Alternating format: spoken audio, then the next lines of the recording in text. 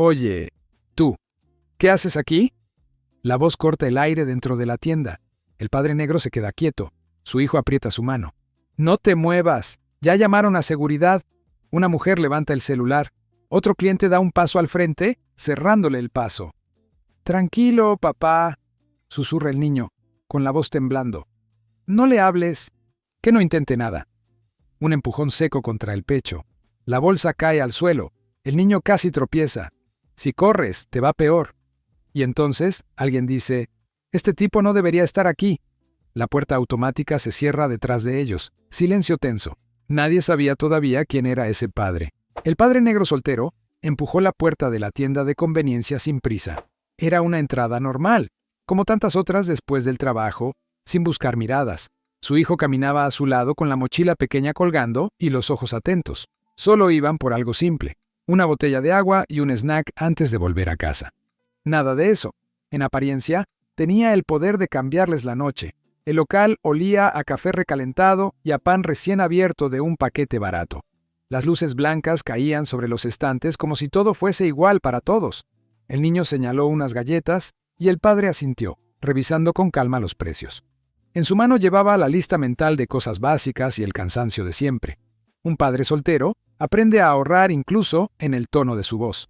Pero en cuanto avanzaron por el pasillo central, algo se torció sin palabras. No fue a un grito todavía, no fue una acusación, sino un silencio raro en el aire. Dos clientes giraron la cabeza al mismo tiempo, como si alguien hubiera avisado algo. El padre lo notó de inmediato, porque el prejuicio tiene un sonido propio. Apretó la mano del niño con suavidad, como diciendo, «Estoy aquí contigo». El hijo miró alrededor y bajó la mirada, sintiendo esa incomodidad que no se explica. Se pegó un poco más al costado de su padre, escondiendo el miedo en un gesto mínimo. El padre no aceleró, no quiso parecer nervioso, no quiso darles ese permiso. Siguió caminando despacio, eligiendo lo necesario, sosteniendo la dignidad en silencio. Por fuera parecía tranquilo, por dentro se activaba como un escudo invisible. En la caja, el empleado los vio y se quedó quieto un segundo más de lo normal. El padre colocó la botella y las galletas sobre el mostrador con movimientos precisos.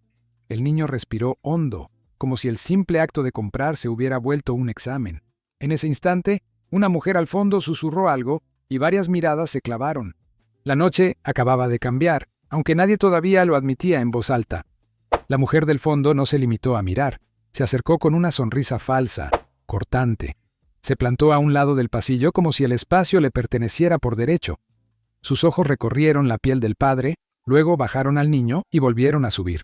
Habló en voz alta, lo suficiente para que otros escucharan, como quien lanza una prueba, y lo hizo con ese tono que finge educación mientras escupe desprecio. «Perdona, ¿tú vienes mucho por aquí?», dijo, sin que nadie le hubiera preguntado nada. El padre respondió con calma, sin darle importancia, como si fuera una pregunta normal. Pero ella no buscaba información, buscaba permiso para señalarlo delante de todos.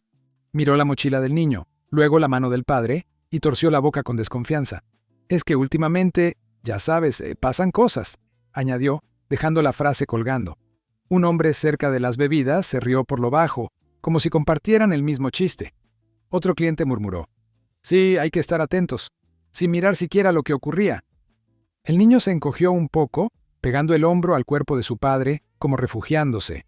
El padre notó el temblor en los dedos pequeños, esa vulnerabilidad que lo obligaba a medir todo. No podía permitirse una reacción brusca, cualquier gesto sería usado contra él.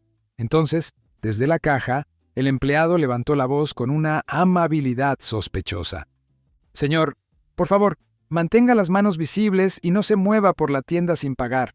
No era una norma general, era una orden dirigida, una humillación envuelta en protocolo. El padre se quedó quieto un segundo, respiró y respondió, «Estoy eligiendo, aún no pagué».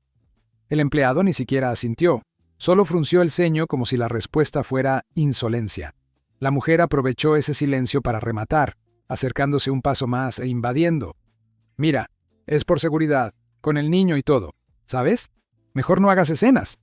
El padre tragó el enojo y miró a su hijo, que ya no observaba galletas, sino salidas. En ese instante, un celular se levantó discretamente, apuntándoles como si fueran noticia, y el padre entendió que el prejuicio ya había decidido su versión de la historia. La tensión se rompió cuando el empleado golpeó la caja con la palma, impaciente. Ese sonido seco fue como una señal para los demás, como si autorizara el juicio. La mujer levantó un poco más la voz, mirando alrededor, buscando aliados con la mirada. ¿Veis? Luego dicen que exageramos, pero yo no me siento segura, soltó, teatral.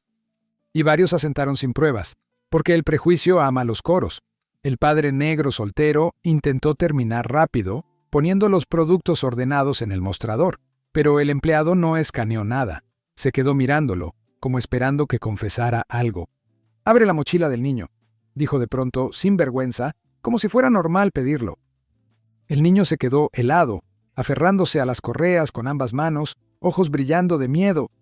«¿Por qué?», alcanzó a decir, y esa simple pregunta lo convirtió en sospechoso. Un hombre se acercó por detrás, cortándoles la retirada con el cuerpo. Otro se puso cerca de la puerta, fingiendo mirar snacks, pero vigilando cada movimiento. El celular que grababa ya no era discreto. La cámara estaba directa, como si esperara un error. Se escucharon murmullos, siempre igual. «Con los críos hacen lo que quieren. ¡Qué vergüenza!». La humillación ya no era una frase, era un espectáculo montado en segundos. El padre alzó una mano con calma, marcando límites sin provocar, protegiendo al niño. «Nadie va a registrar a mi hijo aquí dentro», dijo firme, sin gritar, sin temblar. Eso encendió la tienda, porque la dignidad, en ese ambiente, se interpreta como desafío. «¡Ah! ¡Encima se pone chulo!», gritó alguien desde el pasillo, buscando risas y apoyo. Y el niño, al oír esa palabra, se escondió medio cuerpo detrás de la pierna de su padre.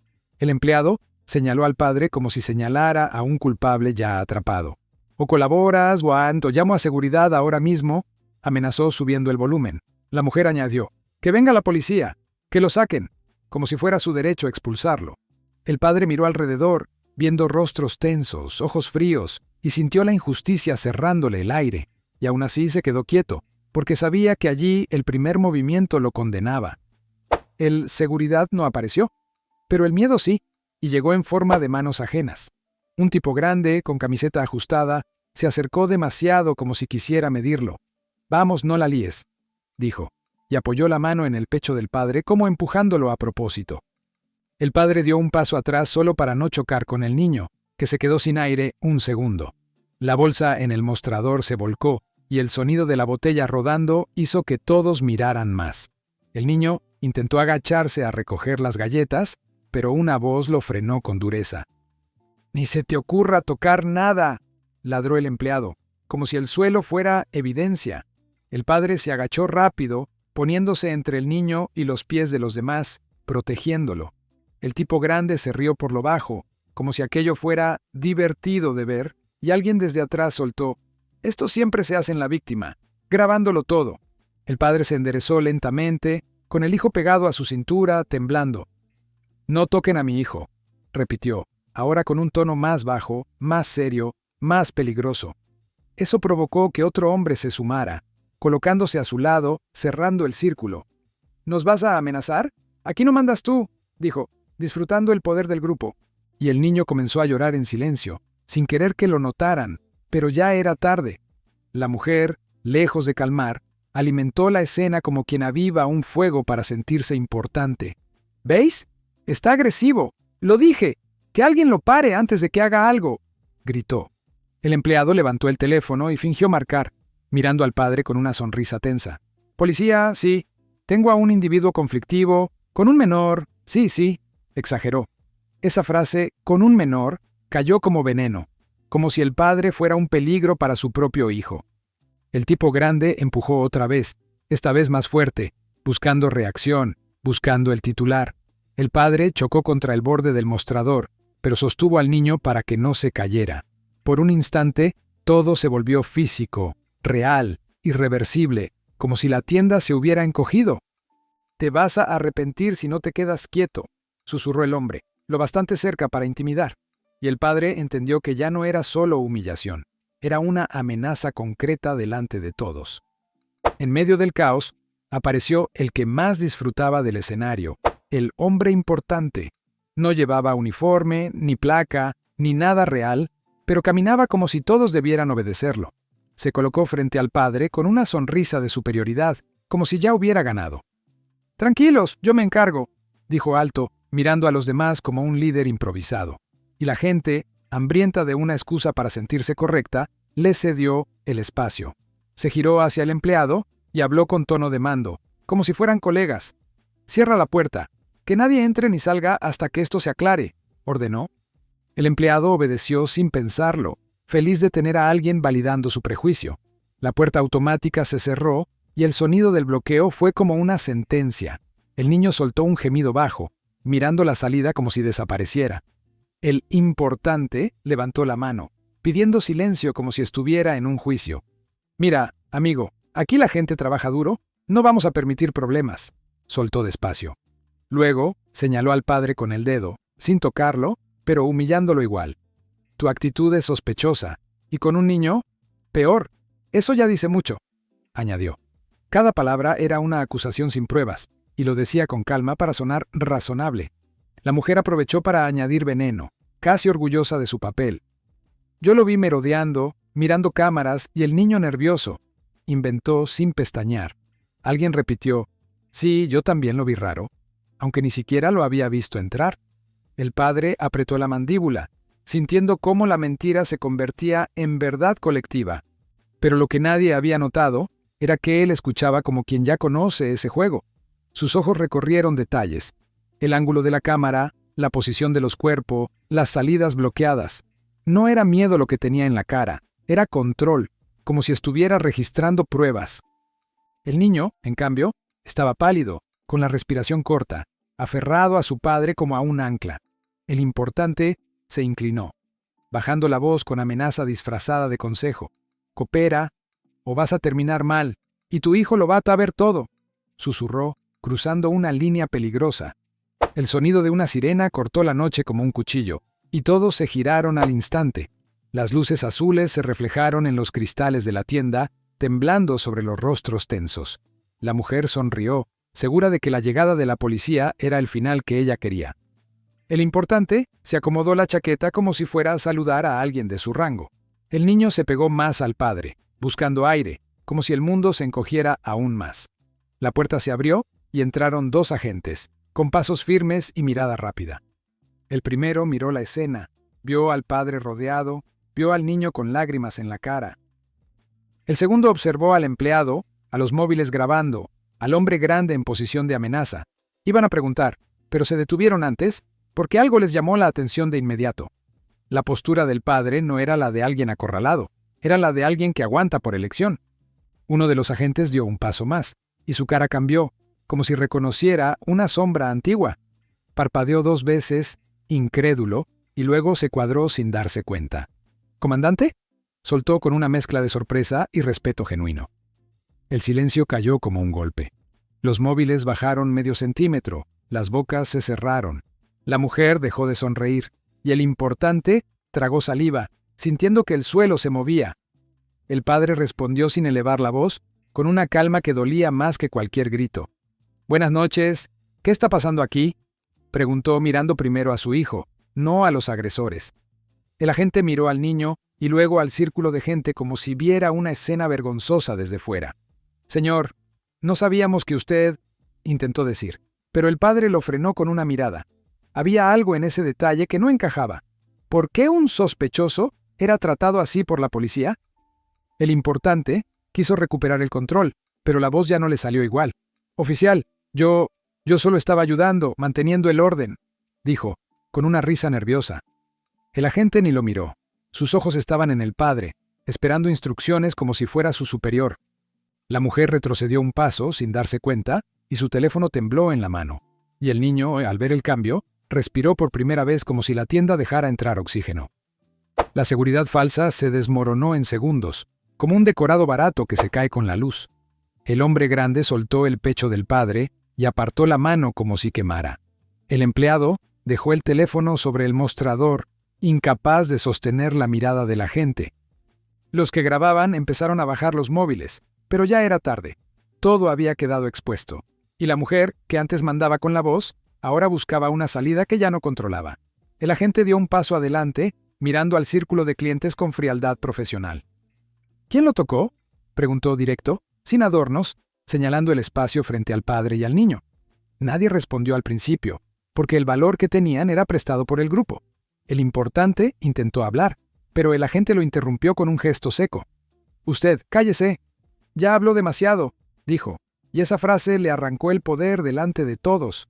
El padre no levantó la voz. Se agachó primero para limpiar una lágrima del niño con el pulgar. «Mírame», le susurró, y el niño lo miró como quien vuelve a casa después de un susto. Luego el padre se incorporó y su postura cambió. Ya no era resistencia silenciosa, era decisión. Esa fue la virada interna. La dignidad dejó de ser aguante y se convirtió en acción controlada. «Quiero nombres, y quiero que mi hijo escuche que esto no fue su culpa», dijo, firme. El agente asintió y miró a los presentes como si evaluara una escena de abuso. Uno de los clientes, que había gritado antes, empezó a justificarse con manos abiertas. Yo solo repetí lo que dijeron. No quería problemas», murmuró sin convicción. La mujer intentó reír, pero se le rompió la voz a la mitad y el silencio la dejó sola. «Fue un malentendido», dijo, y sonó peor. Ya no era excusa, era confesión de cobardía. Entonces llegó la virada social. La gente empezó a mirarse entre sí, buscando a quién culpar. El hombre grande dio un paso atrás, casi escondiéndose detrás de un estante. El importante se encogió, perdiendo la máscara, y su voz se volvió un susurro desesperado. «Perdón, de verdad. No sabía», dijo, y el primero en bajar la cabeza fue él. Y cuando algunos se arrodillaron, no fue por nobleza, fue por miedo a la justicia que ya era real. La tienda quedó en un silencio espeso, como si todos escucharan por primera vez su propia vergüenza. El agente pidió identificación, anotó nombres, y la autoridad dejó de ser un teatro para ser un proceso. El empleado, pálido, intentó explicar protocolos, pero sus palabras sonaban huecas y tardías. La mujer miraba el suelo, apretando el móvil como si quisiera borrarlo con la mano. El niño, todavía temblando, se escondía en el costado de su padre, pero ya sin sentirse solo. El padre negro soltero no celebró, no humilló de vuelta, no buscó venganza fácil. Esa fue la consecuencia irreversible. Su control obligó a todos a enfrentarse con lo que habían hecho. Se agachó y recogió las galletas una por una, como si recuperara un orden que le habían robado. «No mires sus caras», le dijo al niño, suave, «mírame a mí», y el niño obedeció. La dignidad, esa noche, fue una voz baja que protegía más que cualquier grito. Afuera, ya había gente mirando, porque las luces y los móviles atraen como imán. Alguien reconoció al padre, susurró su nombre, y la noticia corrió en segundos por el barrio. Pero lo que nadie repetía no era el cargo, era el momento exacto en que quisieron aplastarlo. La injusticia pública se había mostrado sin filtros, y eso pesa más que cualquier rumor. El padre entendió que esa escena no terminaba en la tienda, acababa de empezar en la calle. El agente se acercó al padre con respeto, pero también con incomodidad, como quien pide perdón por el mundo. «¿Quiere presentar una denuncia formal?», preguntó, y el padre miró al niño antes de responder.